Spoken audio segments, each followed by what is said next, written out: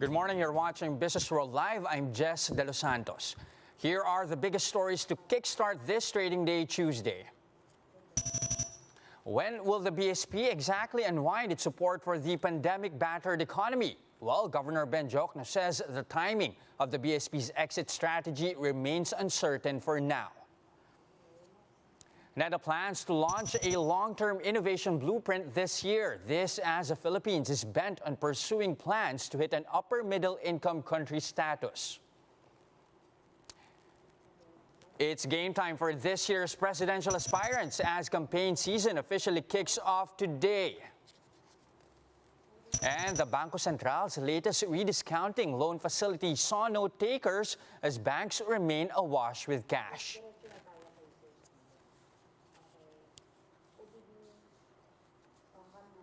We begin our broadcast with Bangko Central Governor Ben Jokno conceding that the timing of the BSP's exit strategy remains clouded by uncertainties brought by the pandemic.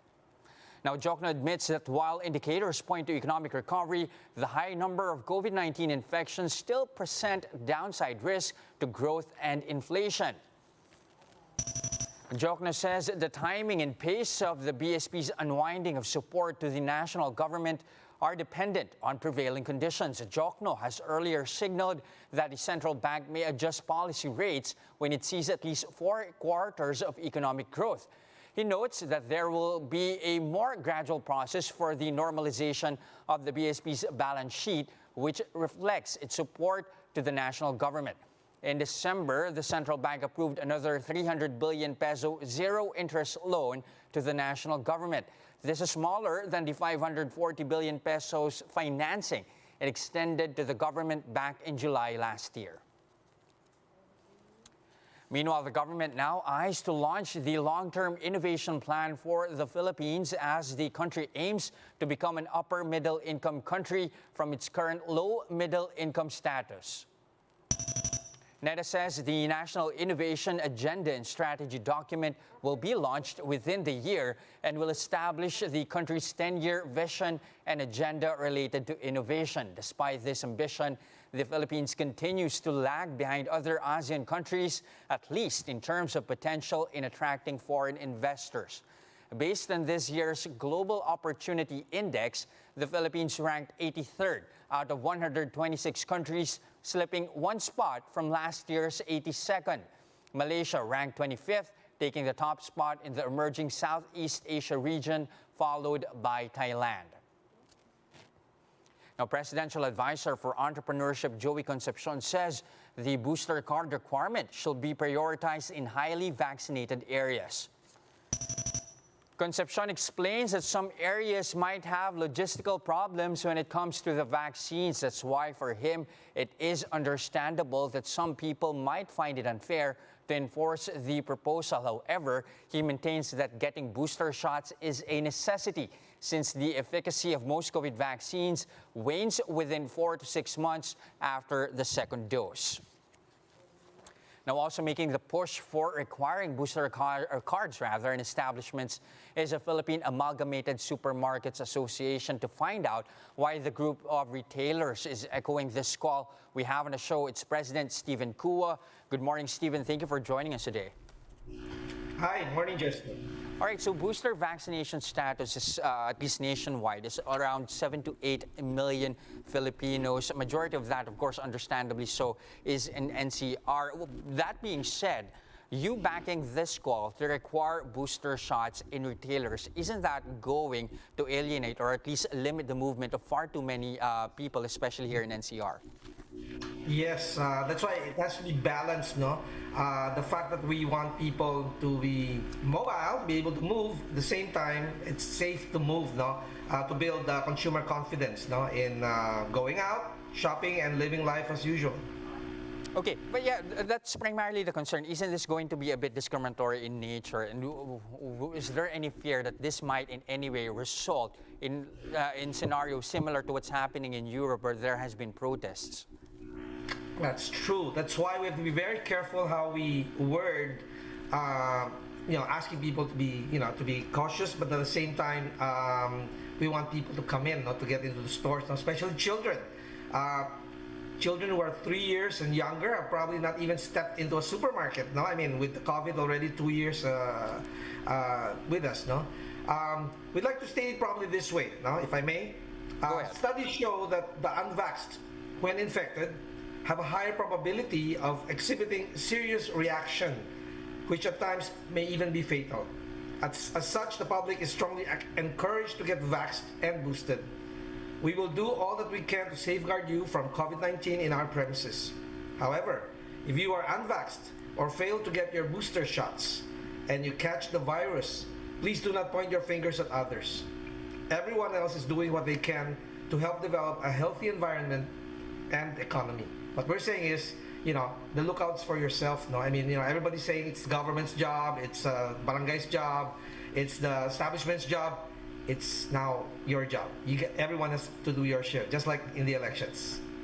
Okay, but just the same, you mentioned earlier, we have to be careful, we have to be cautious as to how we're going to word this, should this at least come to fruition. What then do you suggest are the proper mechanisms to put in place to ensure that this will not be discriminatory, that the rights at least of the unvaccinated will still be protected?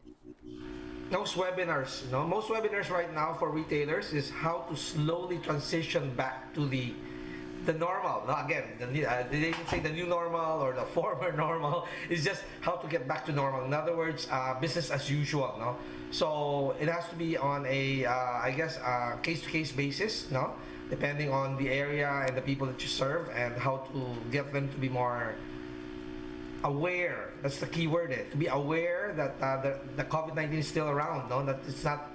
We're not done. No, we're not safe, totally safe yet. No, so that's topmost. No, psychologically we have to be aware. That's why I'm asking our people to wear their shields. No, if they don't want to wear their shields, at least put them on their heads, at least to show people that COVID-19 is still around. No, hindi lang yung mask. No, kasi the tendency is leniency. No, nagiging lenient tayo. No, na okay na. We can now go out. We can go to mass. We can go eat out. No, last Sunday, ang daming tao sa malls. No, again, proper precaution and awareness that it's still around. You can still catch it. It can still be fatal. Mm-hmm. Given that as well, sir, but question now is, what system are you going to put in place to ensure, for example, the checking of the validity of the booster cards? I mean, for one, sometimes if you enter establishments, some don't even get to do contact tracing anymore, or even check the temperature of those entering their establishments, much more have to check their booster cards and then check the validity of those cards. We have to maintain those health protocols. No, they have to check the temperature of the people coming in. Tracing should be in place. No, the booster cards, I have my doubts there. No, kasi security guard or tauhan lang ang tumitingin. No, you have to check the dates. No, validity of the vaccines. No, the different types of vaccines. No, people are not technically.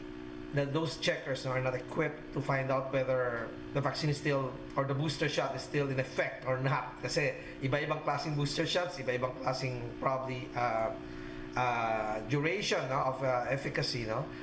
Yun, medyo technical yun, yung side na yun. No? But at least the basic minimum is show me your card. Do you have a card? No? Kung wala ka talagang mapakita, then probably sign in another logbook which says that you're unvaxxed. No? Para at least mas aware ka na, wow, iba pala treatment pag vaxxed tsaka unvaxxed, di ba? So, importante yung psychological side of things that you can do something about this, no? And we, as establishments, can do something about it, no? So that hopefully the COVID scenario and scare is gone. It will be gone someday, sure, soon enough. But isn't that going to make the whole proposal pointless if we cannot check the validity of the cards? Well, like I said, psychological, no? I mean, yung iba, magulo yung cards, iba-ibang klase, di ba? Hindi nga pare-pareho. I check the cards in Paranaque, I check the cards in QC, I check, iba-iba eh. Sabi ko, di pala pare-pareho, no? So, paano yung guardia, no? I mean, paano yung check, no? Malilito ng konti, no? And like I said, yung date of the vaccine, of the booster shot, no? Anong efficacy nito, no? 3 months ba? 6 months ba? Hindi malinaw eh, di ba? It's just that at least, again, awareness, no, na we all have to be, aware that COVID-19 is still around us and we can still get infected. Yun ang importante. Kasi to be able to say 100% safe, mahirap di ba? To say, where did I catch this or where did I get the virus, no? Is it inside the store? Is it in the gas station? Is it when I was still home, di ba? So, ang hirap sabihin, that's why we're not pointing fingers at anyone. We're saying do not point fingers at anyone else but at yourself, no? Keep yourself disciplined and the proper, safety measures and protocols in place. All right. Still, of course, once again, this is still in the works, still not a policy as we speak. But then lots of things to be ironed out should this be implemented. Thank you very much for your time this morning. Stephen Kua, President of the Philippine Amalgamated Supermarkets Association. And that's a first look into the business day this Tuesday, February 8, 2022. I'm Jess De Los Santos. We are One News.